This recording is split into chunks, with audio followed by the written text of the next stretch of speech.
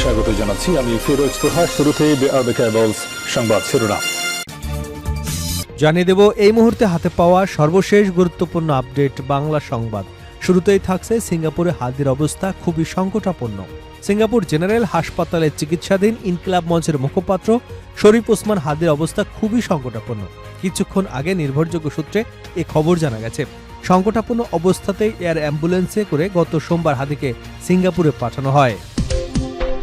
এবারে জানাবো চাঞ্চল্যকর সংবাদের শিরোনাম। আওয়ামী লীগের প্রায় ৩০,০০০ সন্ত্রাসীকে ভারতে আশ্রয় দেওয়া হয়েছে। হাসনাত আব্দুল্লাহ, জাতীয় নাগরিক পার্টির দক্ষিণাঞ্চলের মুখ্য সংগঠক হাসনাত আব্দুল্লাহ অভিযোগ করে বলেছেন, আওয়ামী লীগের প্রায় ৩০,০০০ সন্ত্রাসীকে পাসপোর্ট ভিসা ছাড়াই ভারতে আশ্রয় দেওয়া হয়েছে। ভারত তাদের অর্থ এবং প্রশিক্ষণ দিয়ে আবার বাংলাদেশে পাঠাচ্ছে। দেশে ফিরে তারা একের পর এক অপরাধে জড়াচ্ছে। এ বিষয়ে বারবার বলা হলেও ভারত এসব কার্যক্রম বন্ধ করেনি। এদিকে হাদির হামলাকারী যেন এক মাফিয়া ডন। ফয়সাল মহারাষ্ট্রে ব্যবহার করছে ভারতীয় সিম। জুলাই যোদ্ধা শরীফ ওসমান হাদিকে হত্যাচেষ্টার পর শুটার ফয়সাল করিম মাসুদ এখন অবস্থান করছেন ভারতের মহারাষ্ট্রে। বাংলাদেশি সিম কার্ড পরিবর্তন করে ব্যবহার করছে ভারতীয় রিলায়েন্স জিও কোম্পানির সিম কার্ড। তবে অধিকাংশ সময় মোবাইল বন্ধ রাখা হচ্ছে। এদিকে টানাপোড়েনে ঢাকা দিল্লি সম্পর্ক। অন্তর্বর্তী সরকার দায়িত্ব নেবার পর থেকেই ভারতের সঙ্গে বাংলাদেশের টানাপোড়েন চলছে। এই পরিস্থিতি মেনে নিয়েই বাংলাদেশের একটা গুড টু ওয়ার্কিং রিলেশন চেয়েছে, তবে দুদেশের সম্পর্ককে এগিয়ে নিতে পারেনি, যে কারণে টানাপোড়েনে রয়ে গেছে বলে মন্তব্য করেছেন পররাষ্ট্র উপদেষ্টা মোহাম্মদ তৌহিদ হোসেন। এবারে জানাবো জোরে সোরে নির্বাচনের মাঠে নামার প্রস্তুতি বিএনপির। প্রত্যেক আসনে দল মনোনীত প্রার্থীকে দেওয়া হচ্ছে নির্দেশনা। প্রচারের জন্য দেওয়া হচ্ছে নানা কৌশল। আগামী ২৫শে ডিসেম্বর দলের ভারপ্রাপ্ত চেয়ারম্যান তারেক রহমান দেশে ফেরার আগেই নির্বাচন সংক্রান্ত কার্যক্রম গুছিয়ে নিচ্ছে বিএনপি। এবং সর্বশেষ জানাবো আন্তর্জাতিক সংবাদ। ইসরায়েলের উপর গাজায় গণহত্যার ভয়াবহ পরিণতি হারেজ। যুদ্ধবিরতি সত্ত্বেও গাজায় ইসরায়েলি গণহত্যার পরিণতি ইসরায়েলের বিভিন্ন সাংস্কৃতিক, রাজনৈতিক এবং শিক্ষাগত ক্ষেত্রে প্রভাব ফেলছে। রাজনৈতিক বিশ্লেষকরা বিশ্বাস করেন, ইসরায়েলের বিরুদ্ধে সাংস্কৃতিক এবং শিক্ষাগত বিষয়গুলো বিশ্বজুড়ে এখনও বিদ্যমান রয়েছে এবং তেল আবিবের ভাবমূর্তি আরও ক্ষতিগ্রস্ত করার জন্য সরাসরি হুমকি হয়ে দাঁড়িয়েছে। প্রিয় দর্শক, আপনি কি ফিলিস্তিনকে ভালোবাসেন? ফিলিস্তিনকে ভালোবেসে থাকলে ভিডিওতে একটি লাইক দিন, চ্যানেলটি সাবস্ক্রাইব করুন, শেয়ার করে বন্ধুদের মাঝে ছড়িয়ে দিন। এতক্ষণ শুনছিলেন সংবাদ শিরোনাম, এবার থাকছে বিস্তারিত সংবাদ। সিঙ্গাপুরে হাদির অবস্থা খুবই সংকটাপন্ন। সিঙ্গাপুরের জেনারেল হাসপাতালে চিকিৎসাধীন ইনকিলাব মঞ্চের মুখপাত্র শরীফ ওসমান হাদির অবস্থা খুবই সংকটাপন্ন। কিছুক্ষণ আগে নির্ভরযোগ্য সূত্রে এ খবর পাওয়া গেছে। সংকটাপন্ন অবস্থাতেই এয়ার অ্যাম্বুলেন্সে করে গত সোমবার হাদিকে সিঙ্গাপুরে পাঠানো হয়। এয়ার অ্যাম্বুলেন্সেই তার অবস্থার কিছুটা অবনতি হলেও হাসপাতালে নেওয়ার পর কিছুটা উন্নতি হয়। মঙ্গলবার সারাদিন এবং বুধবার সকালে স্বাস্থ্যের অবস্থার স্থিতিশীল থাকলেও দুপুরের পর স্বাস্থ্যের অবনতির খবর পাওয়া যায়। এর আগে অন্তর্বর্তী সরকার এবং তার পরিবারের অনুরোধে আরও ভালো চিকিৎসার জন্য হাদিকে যুক্তরাজ্যের বার্মিংহামে কুইন এলিজাবেথ হাসপাতালে পাঠানোর প্রক্রিয়া শুরু করেছিল সিঙ্গাপুর জেনারেল হাসপাতাল কর্তৃপক্ষ। তারা মেডিকেল রিপোর্ট সহ আনুষ্ঠানিকভাবে একটি চিঠিও পাঠায় কুইন এলিজাবেথ হাসপাতালে। স্বাস্থ্য পারমিট করলে যুক্তরাজ্যে পাঠানোর এই প্রক্রিয়ার মধ্যেই স্বাস্থ্যের কিছুটা অবনতির খবর জানতে পারে আমার দেশ। সূত্র বলছে, ওসমান হাদির মাথার খুব জটিল একটি অস্ত্রোপচার প্রয়োজন, তবে এজন্য সিঙ্গাপুরের হাসপাতালের ভালো ব্যবস্থা নেই। ব্রিটেনের বার্মিংহামের কুইন এলিজাবেথ হাসপাতালে এই অপারেশনের ভালো ব্যবস্থা রয়েছে। সূত্রটি আরও বলছে, শুরুতে ইনকিলাব মঞ্চ এবং বাংলাদেশ ও ব্রিটেনের কয়েকজন শুভাকাঙ্ক্ষী ওসমান হাদিকে ব্রিটেনে নেওয়ার প্রচেষ্টা করেন, তবে এখন বিষয়টি নিয়ে সরকার দ্রুত উদ্যোগী হয়েছে। সকালে ৩ জন উপদেষ্টা মাহফুজ কবির খান, মোস্তফা সারোয়ার ফারুকী এবং ডাক্তার সাইদুর রহমান টেলিফোনে হাদির বড় ভাই ওমরের সঙ্গে কথা বলেন এবং সরকারের তরফ থেকে সব ধরনের সহযোগিতার আশ্বাস দেওয়া হয়। সব ঠিক থাকলে ওসমান হাদিকে লম্বা সফরে নেওয়ার মতো শারীরিক অবস্থা আছে কিনা সে বিষয়ে সিঙ্গাপুরের চিকিৎসকদের সবুজ সংকেতের প্রয়োজন। চিকিৎসকেরা সফরের বিষয়ে সায় না দিলে তাকে ব্রিটেনে নেওয়ার চেষ্টা হবে খুবই ঝুঁকিপূর্ণ। আওয়ামী লীগের প্রায় ৩০,০০০ সন্ত্রাসীকে ভারতে আশ্রয় দেওয়া হয়েছে। হাসনাত আব্দুল্লাহ, জাতীয় নাগরিক পার্টির দক্ষিণাঞ্চলের মুখ্য সংগঠক হাসনাত আব্দুল্লাহ অভিযোগ করে বলেছেন, আওয়ামী লীগের প্রায় ৩০,০০০ সন্ত্রাসীকে পাসপোর্ট ভিসা ছাড়াই ভারতে আশ্রয় দেওয়া হয়েছে। ভারত তাদের অর্থ এবং প্রশিক্ষণ দিয়ে আবার বাংলাদেশে পাঠাচ্ছে। দেশে ফিরে তারা একের পর এক অপরাধে জড়াচ্ছে। এ বিষয়ে বারবার বলা হলেও ভারত এসব কার্যক্রম বন্ধ করেনি। বুধবার বিকেলে কুমিল্লার দেবিদ্বার উপজেলার এলাহাবাদ ইউনিয়নের ফুলতলি গ্রামে এক পথসভায় বক্তব্য রাখতে গিয়ে এসব কথা বলেন। তিনি বলেন, ভারত আমাদের দেশের সন্ত্রাসীদের লালন পালন করছে, অথচ আমরা তাদের সঙ্গে বন্ধুত্বপূর্ণ আচরণ বজায় রেখেছি। এটা আর মেনে নেওয়া যায় না। হাসনাত আব্দুল্লাহ বলেন, ওরা যদি আমাদের দেশের সন্ত্রাসীদের আশ্রয় দেয়, অর্থ ও ট্রেনিং দিতে পারে, তাহলে আমরা যদি তাদের সন্ত্রাসীদের বিষয়ে এরকম করি, সেটাই বা অপরাধ হবে কেন? সম্পর্ক হবে ন্যায্যতার ভিত্তিতে। সীমান্তে আমাদের মানুষকে দেখলে যদি গুলি করা হয়, আমরা বসে থাকব কেন? গুলি করতে না পারলে অন্তত ঢিল ছুটতে হবে। তিনি আরও বলেন, ভারত নাটক সিনেমার মাধ্যমে তাদের সংস্কৃতি আমাদের মধ্যে ঢুকিয়ে দিয়ে আমাদের নির্ভরশীল রাখতে চায়। এখন সময় এসেছে আত্মনির্ভরশীল হওয়ার। আগের প্রজন্ম অবশ্যই লড়াই করেনি, কারণ তারা গোপনে যোগাযোগ রাখত বলেও মন্তব্য করেন তিনি।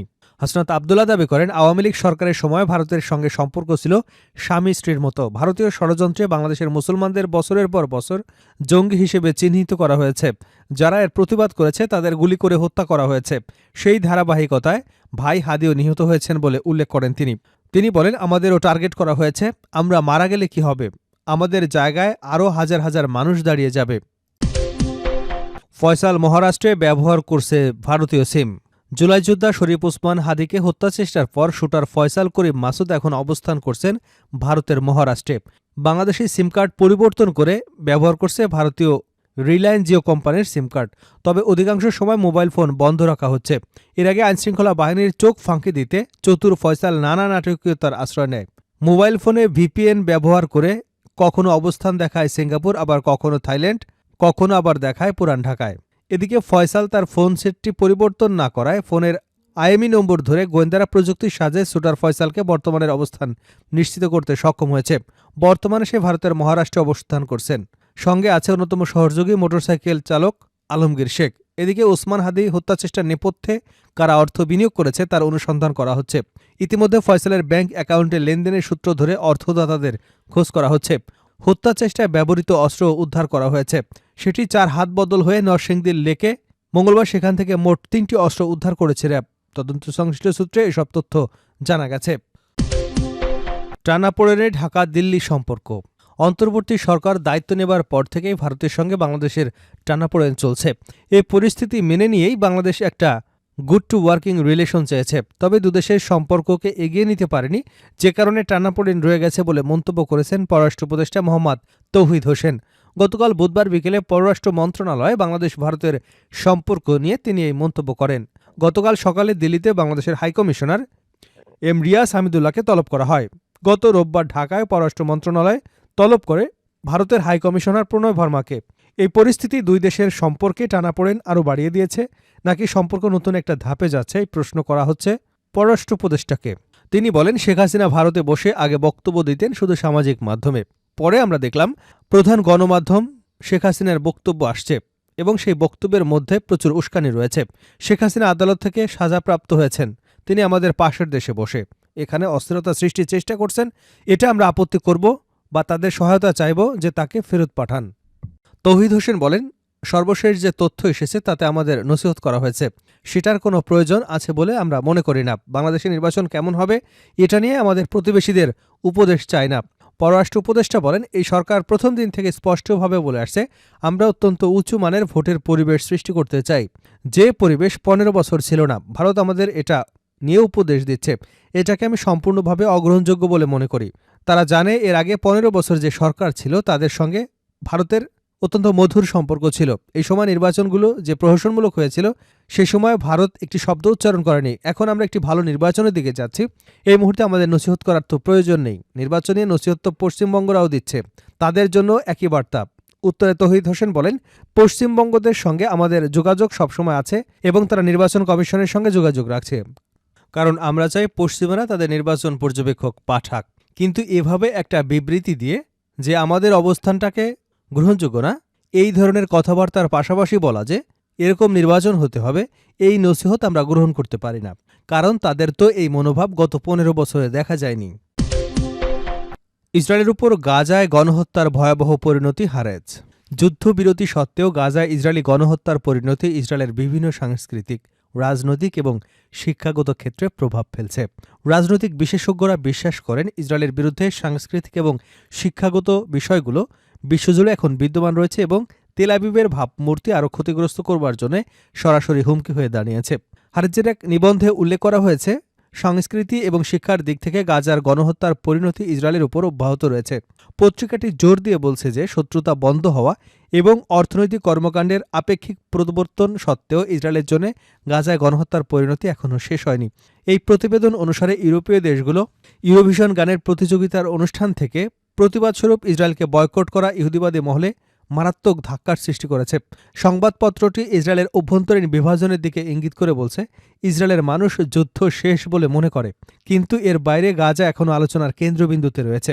হারেজ আরও জানিয়েছে, গাজায় মানবিক ক্ষয়ক্ষতি, মানবিক সংকট এবং সাংবাদিকদের লক্ষ্যবস্তু করার কারণে আইরিশ ব্রডকাস্টিং কর্পোরেশন ইউরোভিশন থেকে সরে গেছে। বিশ্বজুড়ে 1000-এরও বেশি লেখক এবং সাহিত্যিক ইসরায়েলি সংস্কৃতি প্রতিষ্ঠার বয়কটের ঘোষণা দিয়েছে।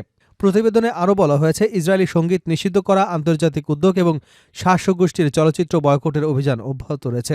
সেই সাথে ওই বয়কট অভিযানের অভিনেতা এবং চলচ্চিত্র নির্মাতাদের যোগদানের ধারাও অব্যাহত রয়েছে। অপরদিকে ইসরায়েলি বিশ্ববিদ্যালয়গুলো তাদের গবেষণা প্রকাশে ইউরোপীয়দের অস্বীকার এবং সম্মেলনে আমন্ত্রণ না জানানোর ঘটনাও প্রকাশ্য এবং গোপন নিষেধাজ্ঞার মুখোমুখি হচ্ছে।